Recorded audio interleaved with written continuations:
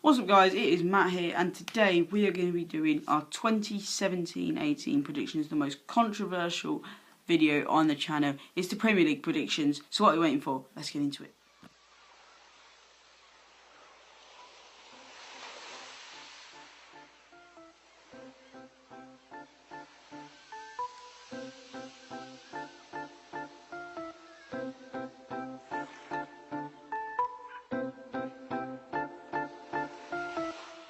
Alright, 18th we're going with, 19th we're going with is Burnley. Now I do not think they've made good enough signings at all in this window. They've lost Michael Keane, which is a massive loss, and it was him and Tom Heaton that have pretty much kept them in the league last season.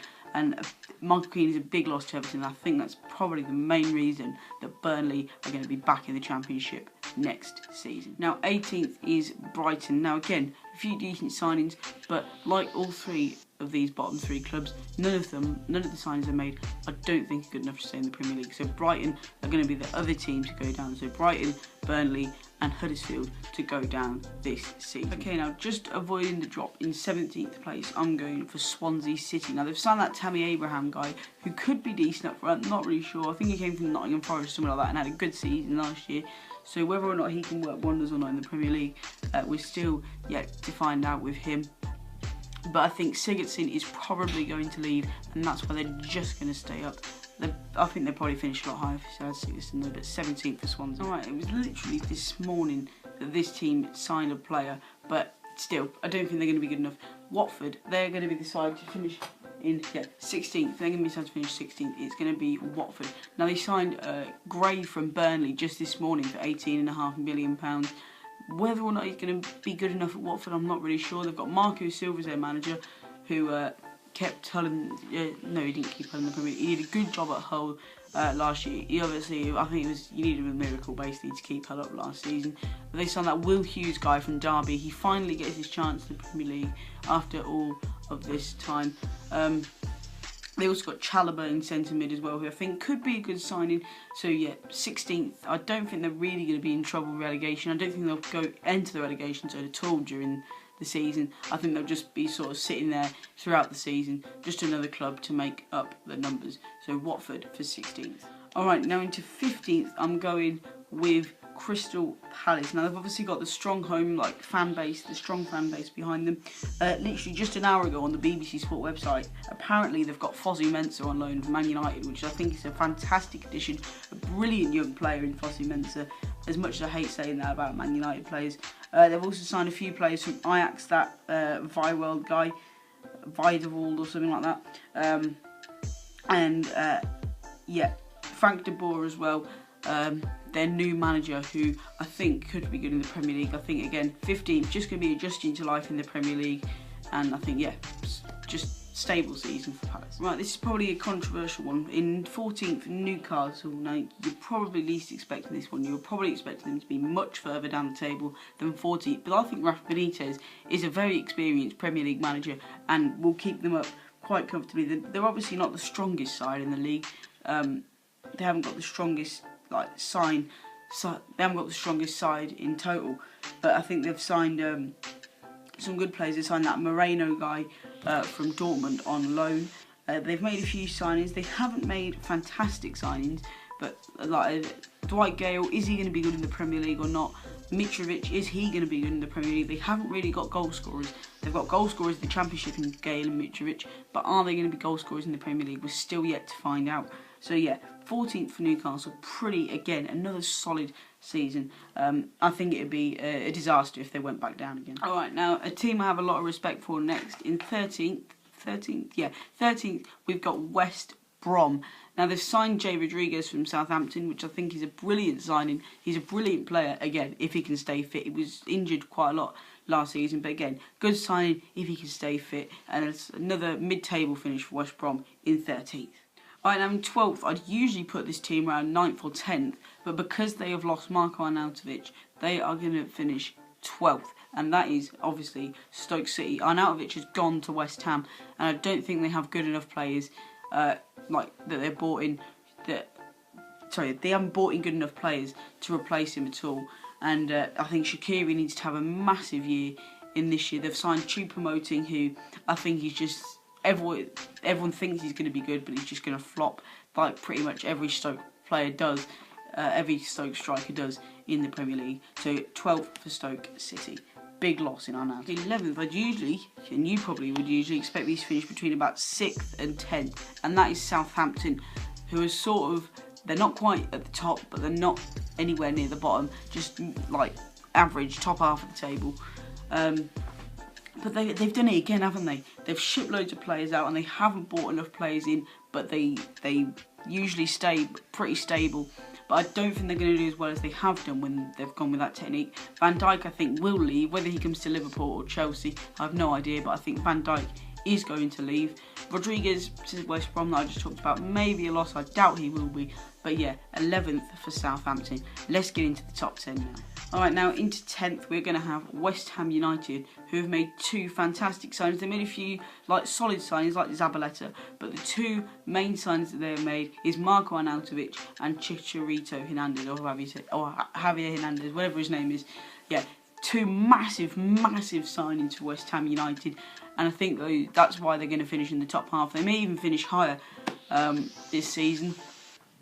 I think a lot of people are going to tip them to finish a lot higher than 10th, but I can't see them getting in that top 10. I think the sides that are above them are probably better than them. Okay, now in 9th, they're probably the team in the Premier League that I have the most respect for, apart from obviously my lot Liverpool, and it is Bournemouth. I love watching them play. I think they're a brilliant side. They're fascinating to watch considering the size of their club and the potential that some of their players have. They've brought in some fantastic signings this season. They've secured Nathan Ake on a permanent deal rather than on loan. They've brought in Begovic, who I think is a very good keeper, and he's obviously not going to get in the Chelsea team. And obviously Jermaine Defoe, who is a goal scorer. Whether he's got another year left in him, I'm not sure. But I think they're 3 absolutely brilliant signings, and they will be key in keeping Bournemouth in 9th this season. Alright, now 8th, I think Leicester.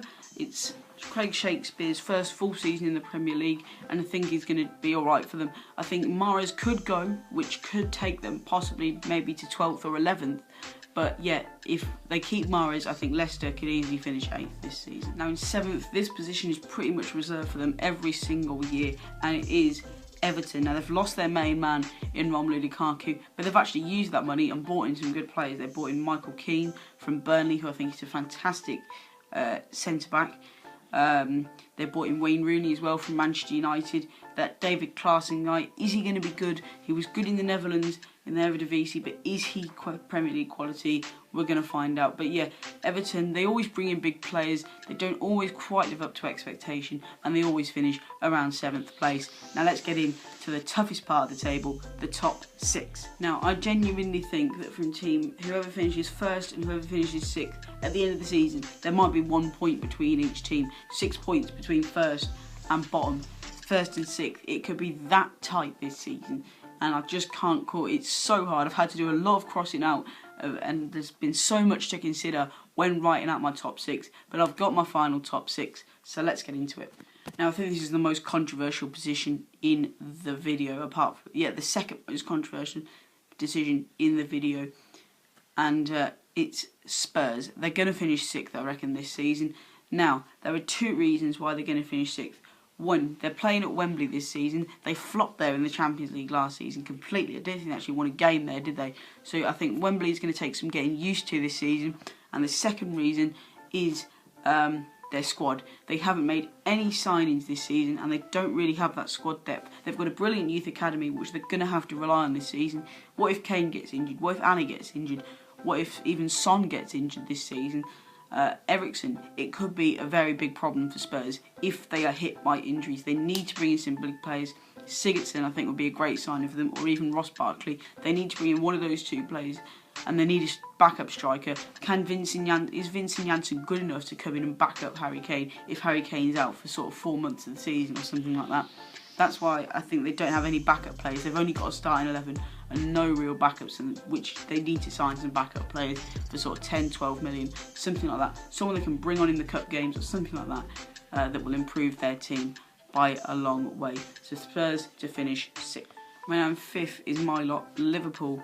Now, I have no idea what we could have done. I think all the other sides around us have improved apart from Spurs.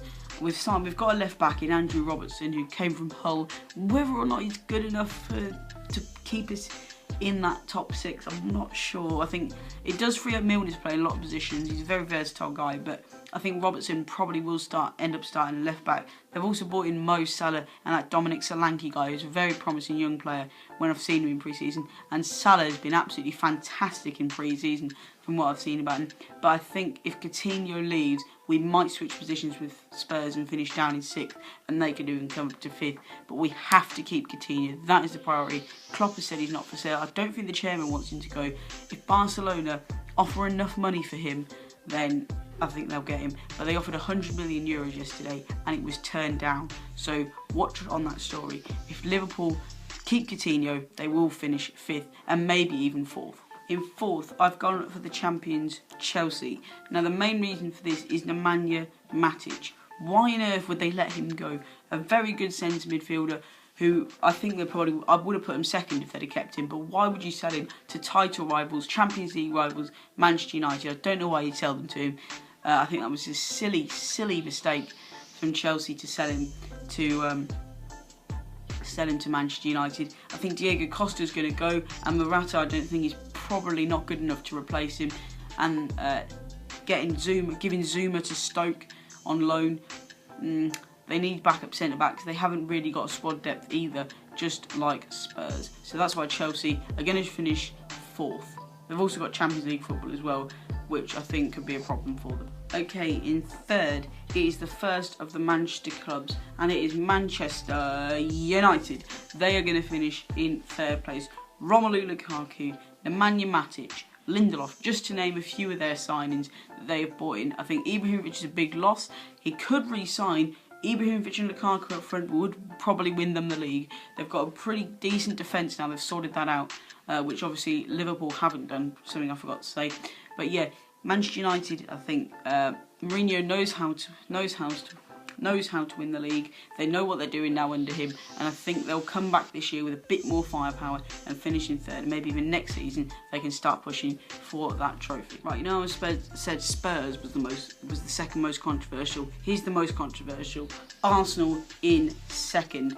Now I think Alexandre Lacazette, Mesut Ozil, and Alexis Sanchez will do wonders in the Premier League. I think they'll go and win the Europa League this season as well and get back in the Champions League. So Arsenal for 2nd. Lacazette will keep them in that.